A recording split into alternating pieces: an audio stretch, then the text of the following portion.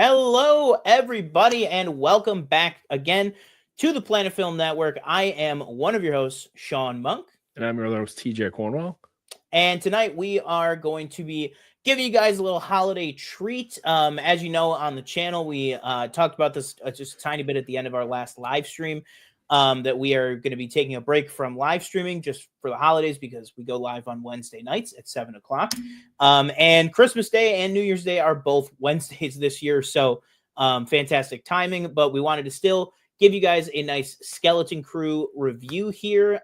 We are also still going semi-live. We are doing live premieres of our last two holiday specials. So for the last couple years, 2 or 3 years, I think, we have done a holiday special for each of the holidays. So we're going to be re-airing those Wednesdays at 7. Our top 10 holiday movies of all time just came out last night. And next week, we are going to be airing one that we did, I believe, last year, where we did our top 10 holiday characters. So check out that. But for now, we are here tonight to talk about Star Wars Skeleton Crew. This is episode 5. Called You Have a Lot to Learn About Pirates. As we know, each episode has been named after one line of dialogue from that episode. So that is this one for this week. TJ, I'm going to jump over to you first. What were your thoughts overall on episode 5? And then in a little bit here, we'll go into our overall thoughts on the season so far. But for episode 5, what did you think of this week's episode? I thought it was really another strong episode. We're starting to peel back the layers of what's really going on. Mm-hmm. We finally make a return to and I feel like we haven't been there in 2-3 episodes. So it was nice to make a return to see how the parents are dealing with the loss of their kids and trying to find them. Yeah.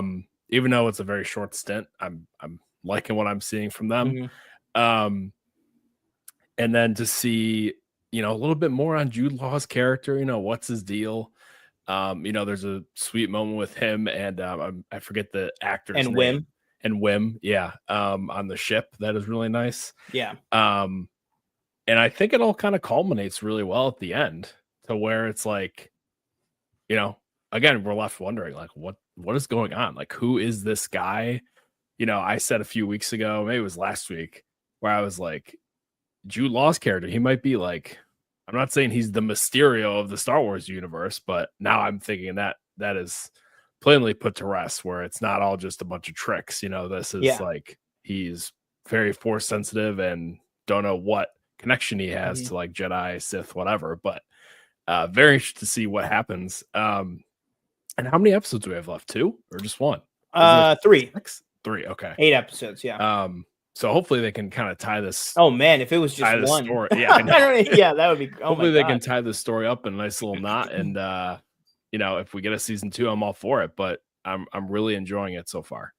Yeah, I have gotta just kind of echo everything that you've been saying. No pun intended. I gotta echo everything that you've been saying about this so far. I just think this episode to me was I told you, I was like, this is my like exact jam of a Star Wars like thing. I've just, first of all, I know we're going to kind of touch on it at the end in specific on the season as a whole, but I've been really liking the season as a whole. But this episode really was just like, after last week's, which I liked, but I think left me a little like, okay, like this was really fun, but is this show gonna devolve into like every week we're just going to a new planet, right. And it's gonna be like a different kind of thing? And I even thought that, as I was at work when the episode came out, I even thought that when I read the description for this week's episode, where it said like the crew goes to a planet that will test them like never before, and I was like, okay, so this is just going to be another one of the like at Aten, at Akron, that kind of thing. And it totally wasn't. It was something completely different. I loved the whole, it just kept me on my toes for the whole. And also, by the way, it was like 48 minutes, like including credits, but that's like a 40-minute episode. So that was really nice to see. And you feel that full 40 minutes when it's a full 40 minutes versus when it's a full like 26. You feel that difference in the screen time. You really, really do. Because, you think about the stages of this episode. I feel like you and me and a couple other people and just the internet as a whole, I feel like a metric that we use for these shows kind of loosely is um how much gets accomplished in each episode. You know what I mean? Mhm. Is one of the things we talked about with Agatha, and this was in our review, but also just personally, is like Agatha felt like, whoa, this like end of the episode would have been a whole episode of Moon Knight. You know what I Mhm. mean? Or like the Yeah. Penguin was like one episode feels like a 6 episode series on Disney Plus. This episode of Skeleton Crew felt like 2 episodes of Acolyte, you know, and I like that. Mhm. I like the show The Acolyte. And so I don't even mean that as ill against that. It's just when you have some episodes of The Acolyte that were like 20 something minutes, 30 something minutes, and not just The Acolyte, every single one of these shows, even Andor had that one episode that was like 31. When you get one of these long ones, man, you just really feel it and you can sink into the vibe of the episode. And I think that helps a lot with this one because getting back to it, I just love how out there and weird and fun this episode was in a really, really interesting, almost kind of, I guess you could say, like prequel-y kind of way, like how people stereotypically think of the prequels, not just because there was like the banking clan and stuff, but everything that happened with that, the fact that you had the banking clan there on a retreat, which by the way, we can talk a little more seriously about that. Of this whole show seems to be about money and the mint, and now we have Mhm. literally seen and introduced the banking clan on screen. And as of right now, our entire crew is still on the planet with the banking clan at the end of this episode. So it's not like we're leaving right away. So I think that might have something to do with it. Or maybe somehow will tie into it. Maybe a member of the banking clan finds out about At Atten. So that would be really, really interesting to kind of more concretely tie them in. But just seeing them, seeing the hut, which some people have speculated because of the tattoo markings that it might be one of the twins from Book of Boba Fett, that it does Mhm. look like it's like the exact same Oh, model, yeah. which I think would be cool. I mean, I don't think that's like a small universe problem. Huts get around. But it was just very fun seeing that hut there. I thought it looked great, especially given all the Rada talk recently. Um, and then I really liked the like Cthulhu monster, Cathala. Oh, Is yeah. I that thought his that name? looked really good. Yeah, I think his name. They called him Cathalop. And as soon I was actually in the other room. I was getting something from the kitchen when that scene was on. Um, and it like right when they introduced it, so I actually had to go back and like rewind. But as soon as I heard that noise of his name where he said Cathalop, I was like, is this Collops, like that's a I think it is. Cthulhu thing? Yeah. My mind actually right away went to Cathan, the Cthulhu guy from the one who did Multiverse of Madness, the one who wrote the Darkhold. Oh, yeah. My mind immediately went to Cathan, who is also a Cthulhu type thing. But very cool. We have a Cthulhu in Marvel, and then now we have one in Star Wars. So that was fun, and I liked that he was just a cool, chill guy who just wanted to hear a cool story. You know, he wasn't like some scary monster. He was just a cool, chill guy. And then circling back to the main crew, I thought I loved the stuff with the parents. It felt very Severance to me, like both in the actual work that they were doing and in the kind of sneaking around the higher ups. It felt very, Mhm. very Severance. If you've seen that show, you know, I think it makes it just, that is very much the vibe, is like, Yeah. what are we doing here? What is the work that we're doing? Very, very Severance. And obviously I think this show was written like concurrently with Severance, so obviously it's not like based on it or anything, Mhm. but just very similar vibes, which I loved. I mean that in a super positive way, and I liked even something as simple as whereas before we got Neil's dad, now we have Neil's mom going to Wendell's work to give him this, handmade like hacking tool or something. And I even just immediately felt the tension of when he was holding it behind his back and the droid was coming up to him, and you think, okay, well, it's Star Wars, so he's gonna get away with it, and then he just doesn't get away with it. He gets caught. Right, that's And then yeah. yeah, I was like that. Everything in this show, another term I like to use is zigging when you think it's gonna zag. And like Mhm. Agatha did that, Penguin did that, Skeleton Crew has done that every episode. And I think that's really, really good. And then getting to the main group, I think everything they did with Jod was really, really good in this episode. The fact that, the whole scene with him and Wim, where, you could clearly tell right away, he's like, oh, just wish I didn't even walk over here. And then he's like, he's a little bit pulled in, and then he's like, all right. And then he's like, I'm never going to see my mom again. And he's like, okay. And then, which I want to definitely get your thoughts on, he gives some actual Jedi wisdom, not just false stuff or like making stuff up like he was doing in the first episode. He is literally quoting Qui-Gon and literally quoting the Jedi text, and saying actual lines from like Yoda. So even more, I think he just, even though we've seen this so much, I just think it's inevitable that it just makes sense that he's an Order 66 survivor. And I really don't care about the whole, oh, there's too many redemptions, there's too many Order 66 people.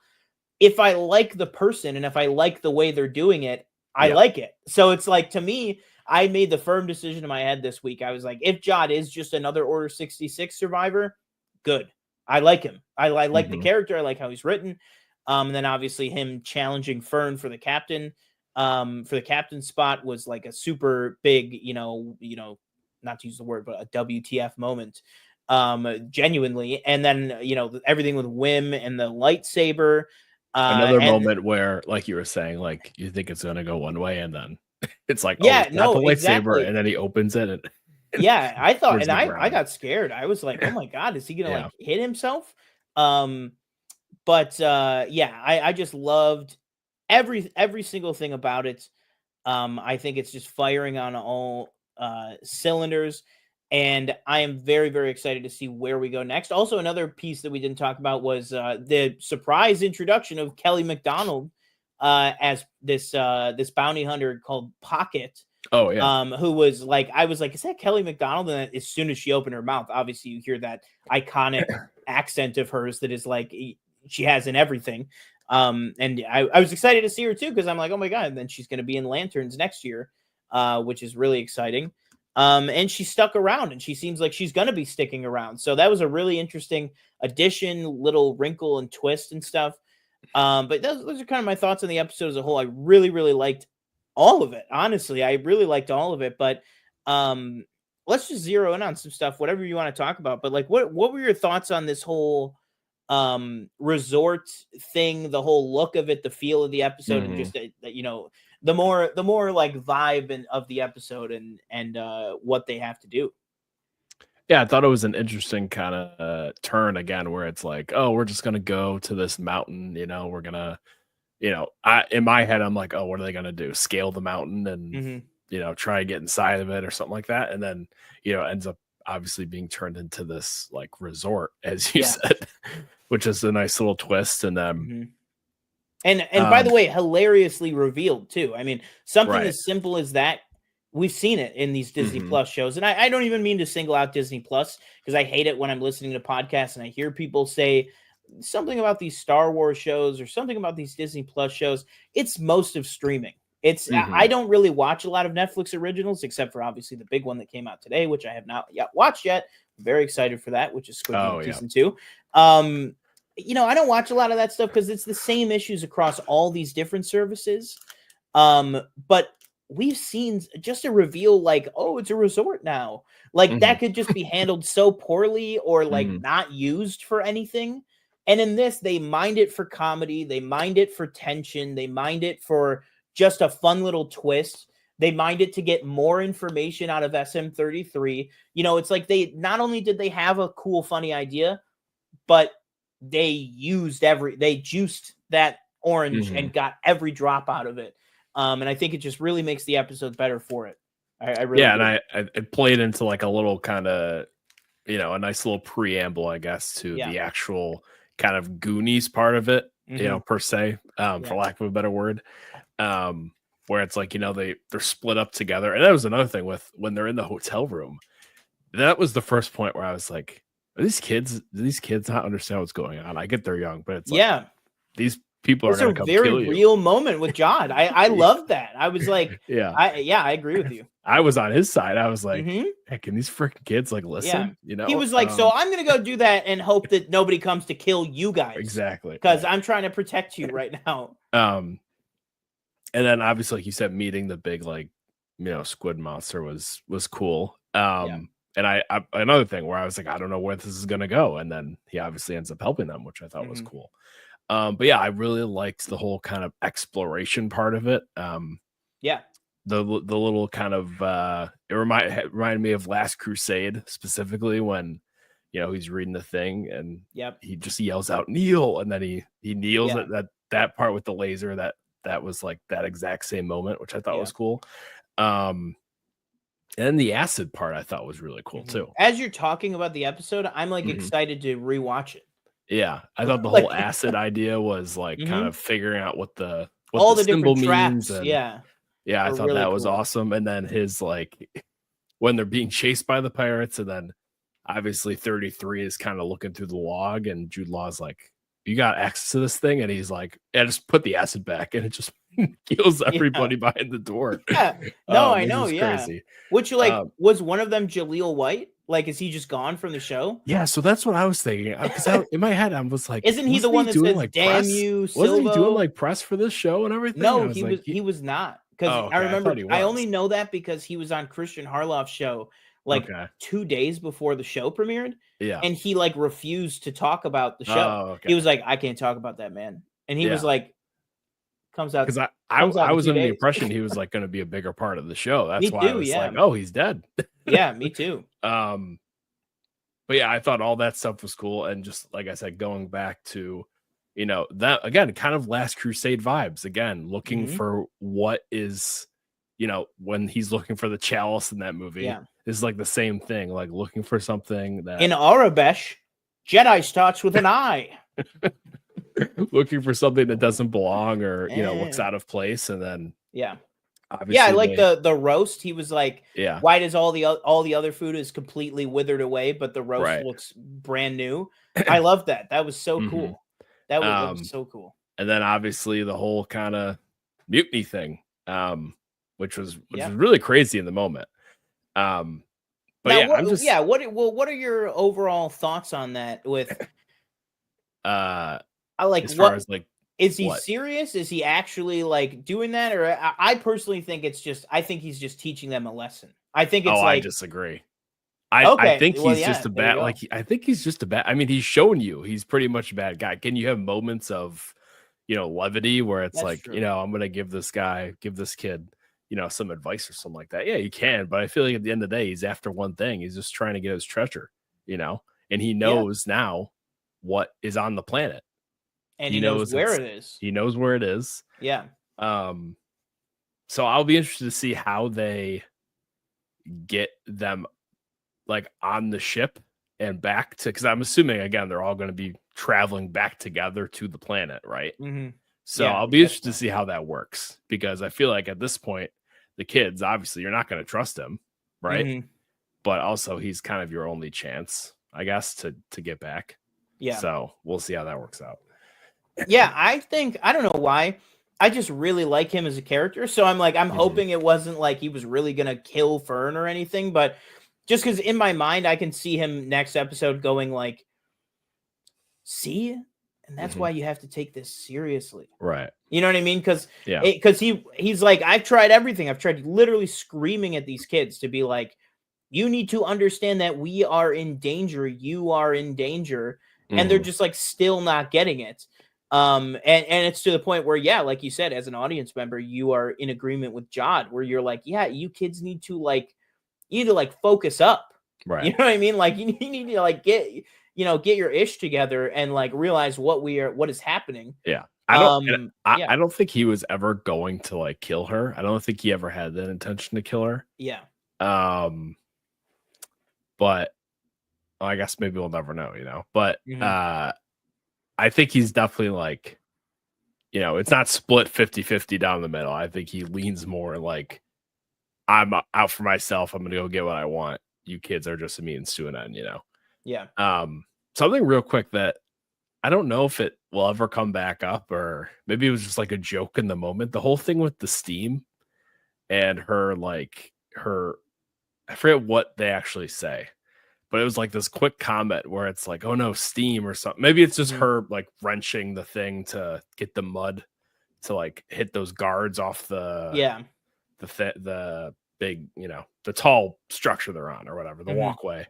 But was it Fern or KB? One of them like mentioned something because KB has like the glasses or whatever. Yeah. They say something about steam, and I was like, "Oh, is that In gonna like?" regards to her, like, headset? Yeah, yeah. And I didn't know if it seemed like an offhanded comment where it's like, "Oh, it'll No, you're come back probably right. around I at don't some point," remember it, but but if somebody said that, I'm gonna guess it's like it was probably Fern being like, you don't wanna get like, you know what happens if that gets, like, right. wet or Well, something, I or I I don't know, had yeah. I took that as like, oh, mechanical, stuff gets all wet, it's not Yeah. good. So when 33 walked through that big cloud of steam, I was like, oh, Mhm. is he gonna like stop working or something? But he was Yeah. fine. So I was like, okay, maybe I Yeah, that'll just be interesting. read too Yeah, much into it. I gotta zero in on that line if when I Mhm. rewatch the episode. Um, but yeah, last thing here that I wanna get your thoughts on. What are your thoughts? What is going on with this Captain Renaud? Last week we hear that name for the first time and we just think it's a Richard Donner reference, which it is, but now Renaud is a character that we are now that is now entering the story in a actual full character sense, where we get this hologram recording where correct me if I'm wrong, I don't even know if does he even say the coordinates. I think the only information that he really delivers is that it's the last of the old Republic mint. Yeah, I And then think also the you don't the see his coordinates were face. like in that data that he was Oh, accessing, but he okay, never okay. says it So he wasn't gonna specifically. say the coordinates; they were just Right, there. right, And then, of course, obviously, the biggest thing: face purposely obscured, purposely cannot see it. right. Yes. Um, who do you think this is? What species do you think they're alive? Are they the supervisor? Is this played by Brendan Gleeson? We got the Star Wars Oh, connection with the Brendan other. Gleeson. Kind of sounded like him. We got the Donald connection, and we have the Banshees of Inisherin connection with Carrie Condon. They filmed Mm, basically back to back. So I don't know. That's my theory on an actor, and I have seen yeah, that floating out there. But I did in the moment go, "Is that voice Brendan Gleeson?" Only right. because And I don't I think there's a just watched credit Mission Impossible 2. associated No, with the there's no voice. one credited. Yeah, which obviously always means that they're saving it. Yeah. But what Mhm. do you think? What do you have an idea of a species? And then more specifically, do you think he's on Atten? Do you think he is the supervisor? Do you think he I even mean, I died? figured he was long dead. That's what I It's figured, just but that with this because that show, I ship don't has know. been, just thinking that ship had been buried Yeah, for so long. yeah. Um, I don't have a theory on any actor, Mhm. honestly. But I did again, they make a point to where Neil is like, why is the video messed up? Like Yeah. he's like, why can't we see what he looks like? Yeah, It was he literally says, "Why can't we see what he looks like?" right. And the director goes, "It's not the finale Yeah, yet." shut up, kid. Yeah, yeah. Working And on you it. had your moment last week. Um, but yeah, I just well, what do you think about do you think okay, you said you think he's long dead. So not you Yeah. do not think not the supervisor, not the No, I Wizard don't of think Oz, the so. man behind the curtain. No. Okay.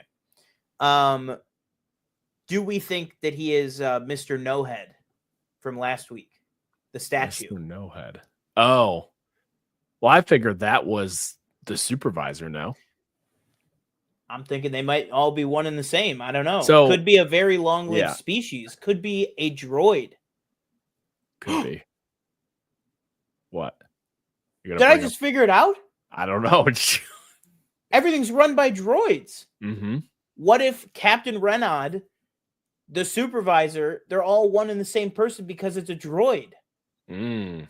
Whoa, Something I that did that would be a cool twist. I will another give them cool, that. like just speaking to kind of the supervisor, all that stuff is that Yeah. shot when the two of them are talking in the office and Yep, it's and you see just the you tower see behind this them. big yeah. I thought Yeah, that was really cool. yeah. Um but that's a good theory. Yeah, because I was thinking, I was like, well, it could just be a long-lived Yeah. species, and then I went, long-lived species. It could just be a droid, Yeah. and And I in feel my like head, thematically that would fit with the show. all those you know, planets are Mhm. connected in some way, or I'm assuming, It's right? also there.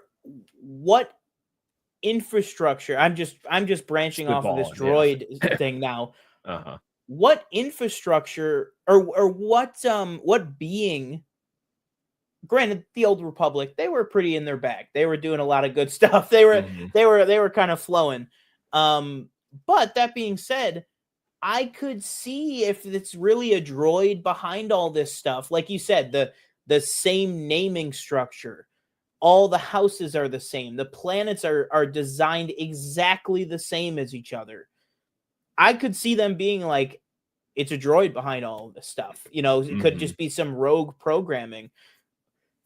I think that would be really cool. I'm also interested to see, I forget his name, the wolf looking bounty hunter guy. Brutus? What's his deal? Yeah, what's gonna happen with Brutus? He's kind of been in the background this whole time. Yeah. So I don't know if there's gonna be some final battle maybe between him and Jod, or what the deal is. Yeah, I really think I love how, not to keep just bringing it back to other Star Wars shows, but that is kind of what we're doing here. Other shows like Mandalorian, pretty much all of them, when you have to like bring something back up, right? In those shows, it's like they just get a little message in their ship and they're like, hey, come on back. Whereas this was like, we were doing something completely different. We weren't even thinking about the pirates at all. We were, other than the specter of like, well, they could be following us. You know what I mean? They could be. And then out of nowhere, he runs into someone from his past and she calls in the bounty. And now, boom, the pirates are right back in the show. Like, I love that, because it was like, it could have just been like the pirate in another show. I think the pirates would have just shown up and they would have also been at the spot. Right. And they would have been like, well, we know about his treasure as well. And then that would just be it. But in this show, it's written so well that no, they wouldn't know about that. So there has to be a good reason to get them to the spa. And I thought that the reason was great, that it was this person from Jod's past, another person that he screwed over, another person catching back up with him, another friend turned enemy. And I just thought it was done really, really well, and it's all weaving together really well. And I guess I will close out my final thoughts on the season as a whole so far with just, I love the zigging and zagging that we've been talking about. I love how everything is starting to really come together. And I think most importantly, I just really love the writing and the performances in this show. It also looks fantastic. Even some of the stuff that we know is the volume just looks incredible. I don't know what it is, if it's the cameras, if it's something, but I mean, to me, at least, even including Mando season 1, which I think looks beautiful, this looks like a movie. This looks like there is huge sets built inside the volume. Yeah. That they are all walking around and doing on. Whereas in The Mandalorian, it feels like they are only in the volume. You know what I mean? So I just love the look of it. I love the acting. I really am loving this show so far. It's going to take a lot for these next 3 episodes to tank to take this, far down my list. But, I'm with you on all that. I'm hoping, they land the plane with these last 3 episodes. If this turns into another season, I think that'd be awesome. Obviously depending where the story ends. I really love the kids and Jude Law too. I'd love to see him in some other show, movie, whatever. I would love to see him like pop up in the Filoni movie. Like really would. I think this is obviously Andor was great. I mean, Andor season 1, what year was that? 2021. Yeah. 21. So it's been a while, I feel like, since we've had. Oh, no, 22. Sorry. It was August 22. I feel like it's been a while since I've been as intrigued with a character as Jude Law's character in this show. Yeah. Mandalorian obviously is great, but, season 1 was really good. And then it kind of, it just kind of took a step back each season, I feel like. Boba Fett was meh. And Acolyte was meh, personally. And I really liked Ahsoka. I actually completely forgot about Ahsoka. Ahsoka was, Ahsoka I liked. I would put, based on this one being really good, I would put Ahsoka straight up firm middle of the pack. Middle to good, though. I would Mhm. say middle to good. Like I think that Ahsoka season 1 is like infinitely better Yeah. than Mando season 3. And That, obviously, in like, my opinion. as just a new character as well, like Balin Skull was obviously really interesting. But, Yeah, at this point, unfortunately, since Ray Stevenson passed, like, we don't know if we're gonna get that a character ever recast again or or a whatever. continuation or what? Yeah, Right. So, yeah. Well, it'll be at least we'll have David Tennant again. But yeah, it is very good looking for Skeleton Crew so far. Very excited. I'm happy that we were able to get on here and give you guys our thoughts on this latest episode. It's been a quick one here, but really appreciate you guys checking out the channel. Like I said, we have a couple of live streams that we just did up on the channel right now. We have 2 holiday shows, one that just aired from a couple years ago, and then one that is going to air on New Year's Day from a couple years ago. And then we will be back with our regularly scheduled live streams Wednesday, January 8th at 7 p.m. on this channel. That will do it for me. I've been one of your hosts, Sean Monk. I've been your other host, TJ Cornwell. Thank you for watching. Follow us on Twitter, Instagram, TikTok. Check out the other reviews on the channel, and we will see you next time.